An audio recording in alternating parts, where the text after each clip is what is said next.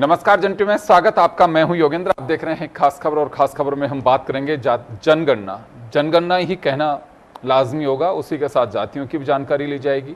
Public domain में कितनी आती हैं, नहीं आती हैं। अभी 16 महीने का वक्त बाकी है, लेकिन अधिसूचना जारी कर दी गई है।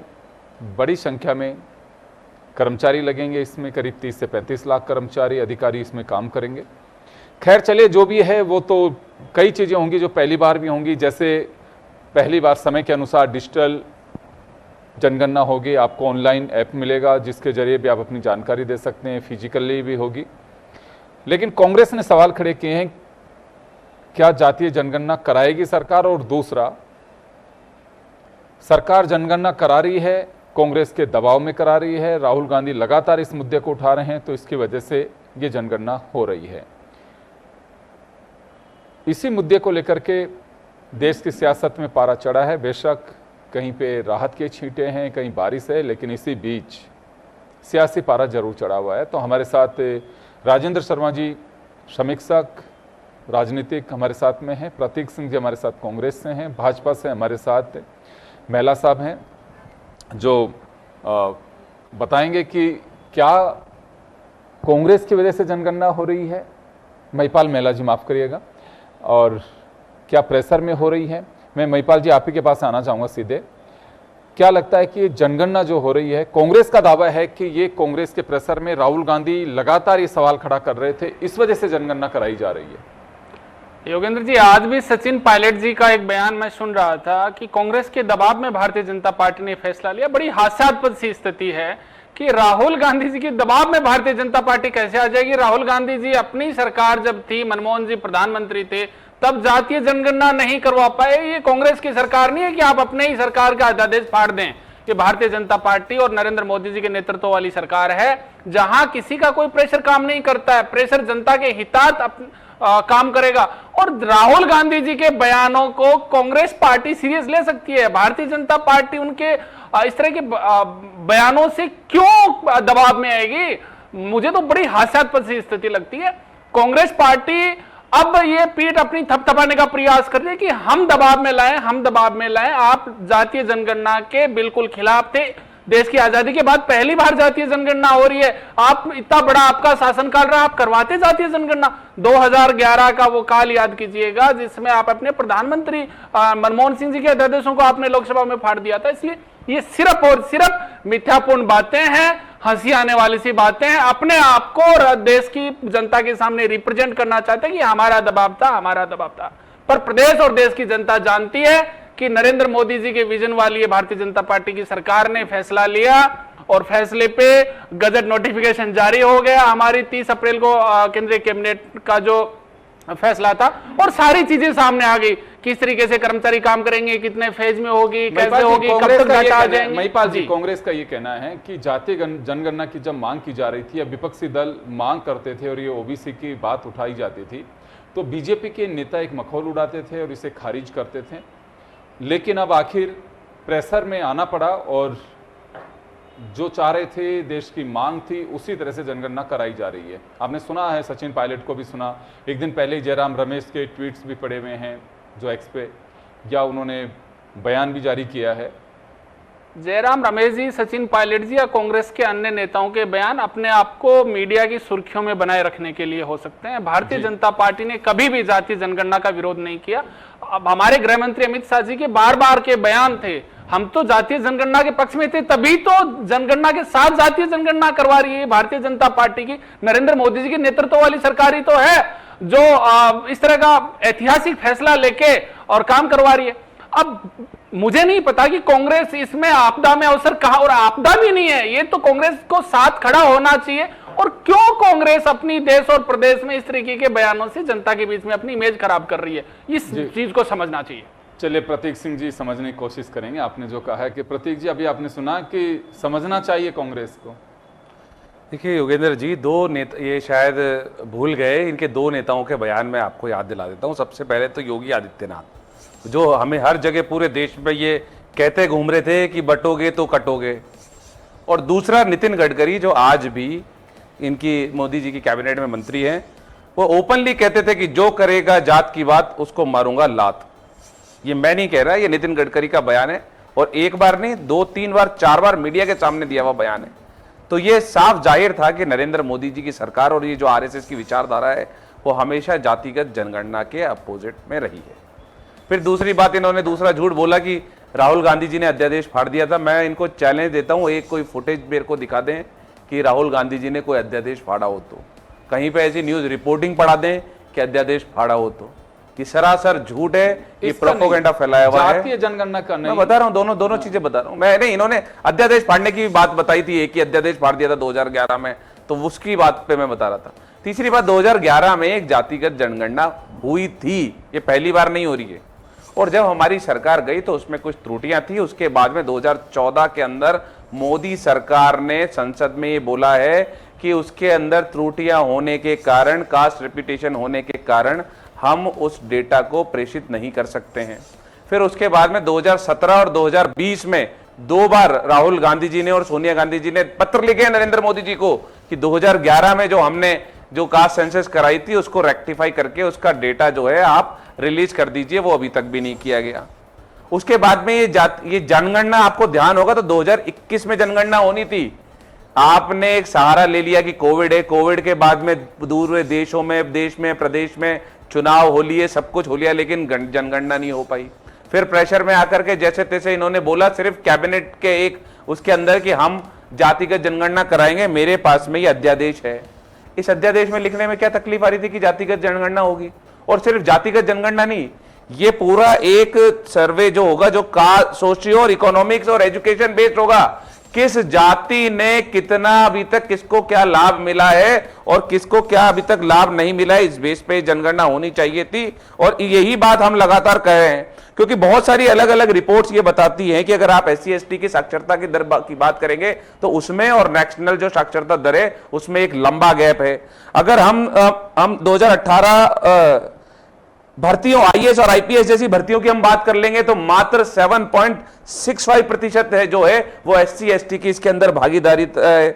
प्राथमिक स्वास्थ्य सुविधाओं की जो रीच है वो केवल 14% है दलित परिवारों के बीच में। तो मतलब बाकी के जो बच्चे हुए जो 86% लोग हैं उन तक आप देखिए प्राथमिक स्वास्थ्य सुविधाएं नहीं पहुंच रही हैं। और गांवों में लगभग 33% स्वास्थ्य सेवक ऐसे हैं जो दलितों के घर तक नहीं पहुंचे। मतलब 1/3 जो दलितों की जनसंख्या है गांवों के अंदर वो स्वास्थ्य सेवक से ही वंचित है। तो हम ये चाहते हैं कि आप जातिगत जनगणना कराइए, उसके बाद में सोशियो इकोनॉमिक और उनकी क्या आज की तारीख में क्या स्थिति है, कितना उनको आरक्षण मिला है, नहीं मिला है, उनके पास पैसे हैं नहीं है, सारी जनगणना होनी चाहिए। लेकिन सिर्फ एक नोटिफिकेशन निकाला कि 1 मार्च 2027 से जनगणना होगी, इसमें कोई रेफरेंस नहीं है कि जातिगत जनगणना होगी या नहीं होगी। दूसरी बात, जातिगत पहले भी जनगणना हुई है, आप देखिए उसका बजट इन्होंने 574 करोड़ रुपए बजट दे दिया, जबकि कम से कम 10,000 करोड़ रुपए की जरूरत है। और फिर 16 महीने के बाद में क्यों? सारा सिस्टम बनाना, कोई नया तो कुछ बनाना नहीं है, कोई नए कर्मचारी इनको रिक्रूट नहीं करने, कोई नया सिस्टम बनाना नहीं है, तो क्यों नहीं 2 महीने बाद चालू हो जाए? क्यों इसको अटकारे और भटकारे लटकारे? ये सिर्फ वेट कर रहे हैं कि बिहार का चुनाव पूरा हो जाए और इसी वजह से 1 मार्च 2027 का समय दिया है। इसी वजह से उसके अंदर कास्ट बेस्ड जो जनगणना है उसका नाम नहीं लिया गया, सिर्फ बिहार के चुनाव तक देख रहे हैं, उसके बाद इनकी मंशा है ही नहीं जातिगत जनगणना कराने की। अभी हो सकता है, लेकिन 2011 के आंकड़ों की बात करें तो लगभग 4,500 करोड़ रुपए इस पे खर्च हुए थे। हो सकता है सरकार ने प्रारंभिक रूप से किया हो, ये तो मुझे लगता है कि जरूरत के हिसाब से पैसे देने ही होंगे। मैं राजेंद्र जी के पास में जाना चाहूँगा। सर, जातीय जनगणना जाति का आधार बनाया जाए नहीं बनाया जाए ये राजनीतिक दलों को तय करना है, और कोई भी पार्टी हो जाति को वोट में तब्दील करने के लिए और साधने के लिए उनके हित से ज़्यादा जो समीक्षक हैं, लोग आलोचक हैं, लोग कहते हैं, चर्चा करते हैं कि अब तो कोशिश करनी चाहिए जाति और धर्म से ऊपर उठ कर के बात की जानी चाहिए, लेकिन हम जाति और उसमें अभी भी फंसते चले जा रहे हैं। इससे पता नहीं भला होगा कि नहीं होगा, लेकिन एक समाज में एक अलग तरह की स्थितियां जरूर पैदा हो जाएंगी। संदेह है कोई आपको इसमें? देखिए, इसमें तो कोई दो राय नहीं है कि आज़ादी के आज 75-76-77 साल क्योंकि अंग्रेजों के टाइम 1931 के आसपास शायद ये जनगणना की शुरुआत, जाति जनगणना। और तो सवाल ये है कि अगर हम इतने साल बाद में भी, आज़ादी के 77-78 साल बाद में भी यदि हम बात कर रहे हैं कि साहब जातिगत जनगणना हो या तो इस तरह की बातों को मेरे ख्याल से तो अवॉइड ज़्यादा करना ठीक रहता। पर अब क्योंकि अब पॉलिटिकल कंपल्सन्स होते हैं, कई राजनीतिक मायने होते हैं, उस हिसाब से सरकार को निर्णय करना होता है। और ठीक है, उस हिसाब से यदि ये हो रहा है तो एक बार यदि इस तरह की चीज़ हो भी जाती है तो इसमें कोई बुराई वाली चीज़ नहीं है, नंबर 1। क्योंकि एक पूरी तस्वीर आ जाएगी कि हिंदुस्तान के अंदर लेकिन इसमें कायदे से बजाय वोट की राजनीति के वाकई अगर मकसद ये है कि आज आज़ादी अमृत काल की बात कर रहे हैं, आज़ादी के इतने साल बाद भी अगर वास्तव में कोई तबका, देखिए रिजर्वेशन का मकसद भी उस समय यही था कि एक आर्थिक समानता आनी चाहिए। और अगर जनगणना के माध्यम से भी कोई बात नहीं है कि नहीं आज भी संसाधनों का उपयोग हो पाया, तो मकसद यही होना चाहिए कि जिस वर्ग के प्रति हम सिंपैथी जाहिर कर रहे हैं कि उसे अभी तक भी वो बेनिफिट नहीं मिला, या केवल ये कहा जाएगा कि जितने % जो जाती हैं उसको उतना % लाभ मिले, तो ये कैसे हो पाएगा? देखिए योगेंद्र जी, 2-3 चीज़ें तो बिल्कुल साफ हो जानी चाहिए कि जो भी योजनाएं होती हैं वो सबके लिए होती है, किसी पर्टिकुलर विशेष के लिए नहीं होती। नंबर 1, रिजर्वेशन वाली बात बिल्कुल अलग है। अभी प्रतीक जी कह रहे थे कि स्वास्थ्य सुविधाएं नहीं पहुंच रही और दूसरी चीज़ें पहुँच रही। मुझे अभी इनकी 2 साल पहले इनकी गवर्नमेंट थी, तभी दावा किया जाता था साहब कि साहब जो स्वास्थ्य पूरे हिंदुस्तान में थोड़ी 2 साल पहले कई जगह पे थी भाई, ऐसा थोड़ी। आज आपकी कर्नाटका में आज भी है और दूसरी जगह भी है, केरला में भी है, आपसे सहयोगी के साथ। देखिए बहुत अच्छे।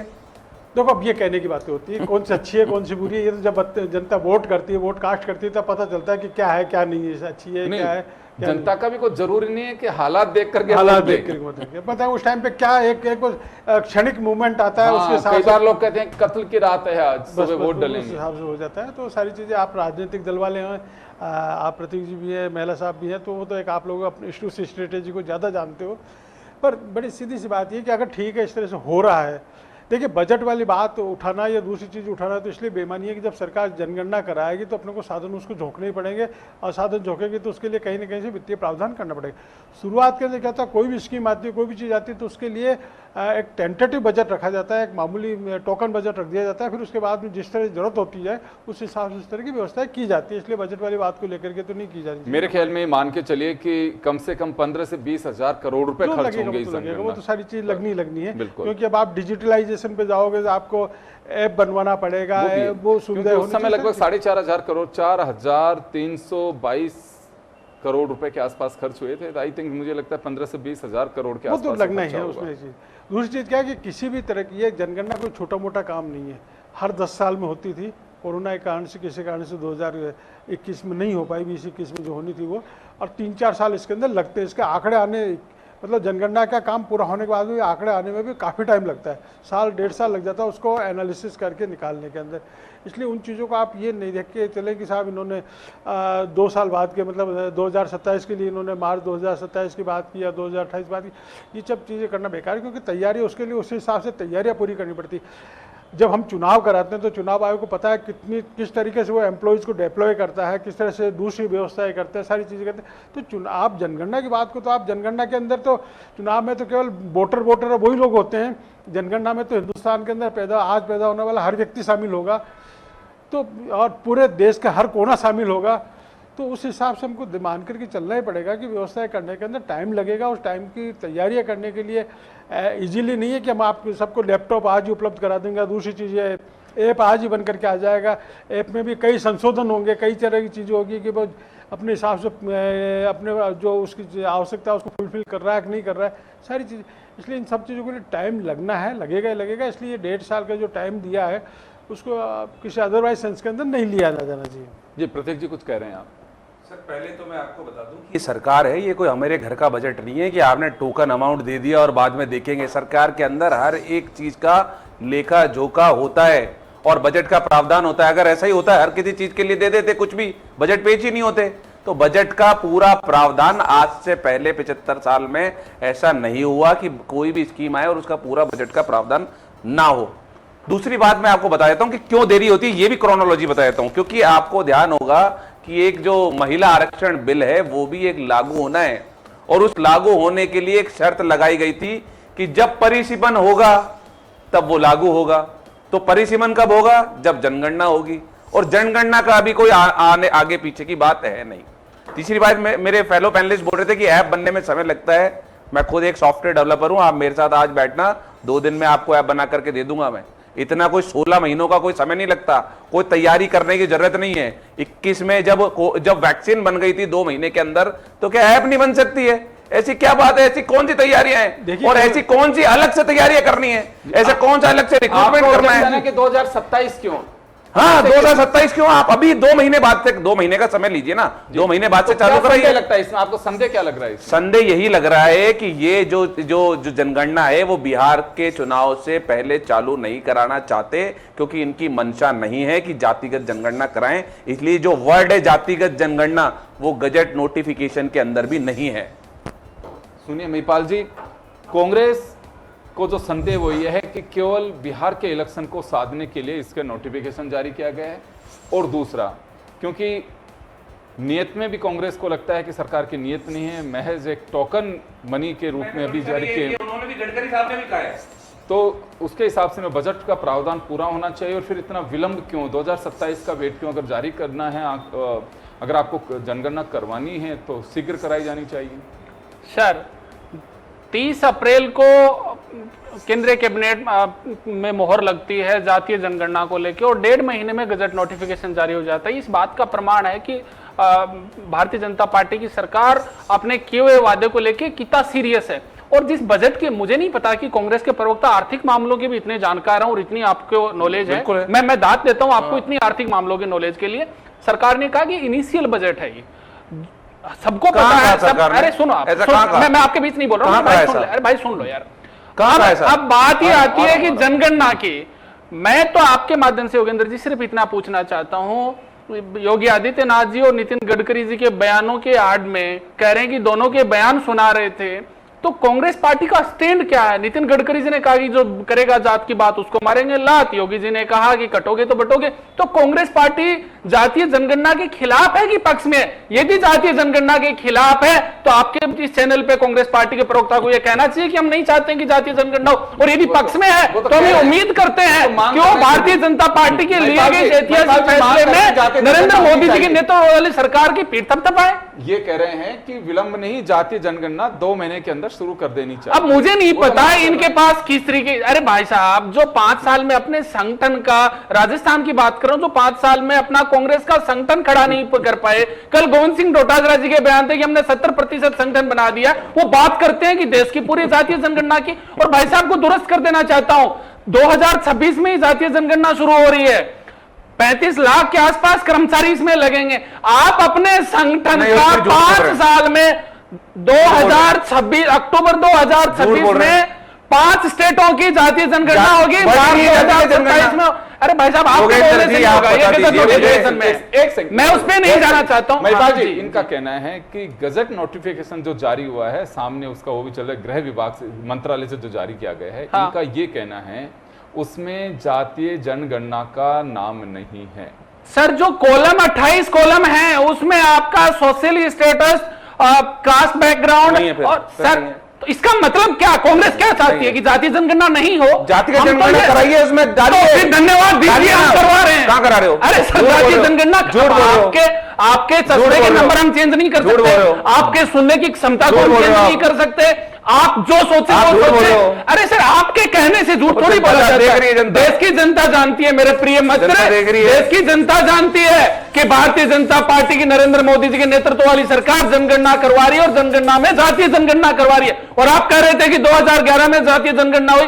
भाई साहब, सिर्फ SC ST की जातीय जनगणना थी, सबकी नहीं हुई। अरे झूठ तो आपसे बढ़िया झूठ कौन बोल सकता है? इतने सुंदर तरीके से आप झूठ बोलते हैं। अरे आपसे बढ़िया झूठ कौन बोल सकता? आप अपने ट्वीट और आप अपने डाटा अपने पास रखिएगा, प्रदेश और देश की जनता जानती है। मैं तो योगेंद्र जी आपको और आपके इस चैनल पे ये बड़े गंभीरता के साथ ये बात कह रहा हूं कि 1.5 महीने में हमने गजट नोटिफिकेशन जारी कर दिया। 2 फेज में जातीय जनगणना होगी, कब होगी, कैसे होगी, सारी चीजें गजट नोटिफिकेशन में है। और जनगणना का उद्देश्य जातीय जनगणना का ये कि आपके पॉलिटिकली, सोशली, इकोनॉमिकली स्टेटस को डेवलप करना है, और भारतीय जनता पार्टी ये काम कर रही है। कांग्रेस ने देश की आजादी के बाद कभी जातीय जनगणना नहीं करवाई, और जिन्होंने अपने राज में रहते हुए नहीं करवाई उनको कोई अधिकार नहीं है कि भारतीय जनता पार्टी ने जो फैसला लिया उसमें यह कहें कि हमारे डर की वजह से या हमारे प्रेशर की वजह से कर लिया। आप अपने राज में नहीं करवा पाए, आपका क्या प्रेशर मानेंगे? आप क्यों मजाक का पात्र बन रहे हैं देश और प्रदेश में? जी चलिए, मैं राजेंद्र जी आपके पास में आना चाहूँगा। नोटिफिकेशन जारी हो चुका है, लेकिन अभी जैसे कांग्रेस के साथी प्रवक्ता कह रहे हैं कि 2-3 चीज़ें उसमें नहीं है, क्लियरिटी नहीं है। एक तो बस केवल ये है कि इसमें जनगणना होगी, जो जहाँ पे बर्फबारी होती है उन प्रदेशों को एक अलग उन्होंने एक स्टेटस रखा है, और जो मैदानी क्षेत्र हैं उनका एक अलग स्टेटस रखा है, वहाँ की भौगोलिक परिस्थितियों के हिसाब से। हर बार ऐसा ही हुआ है, पहले भी हुआ है ऐसा।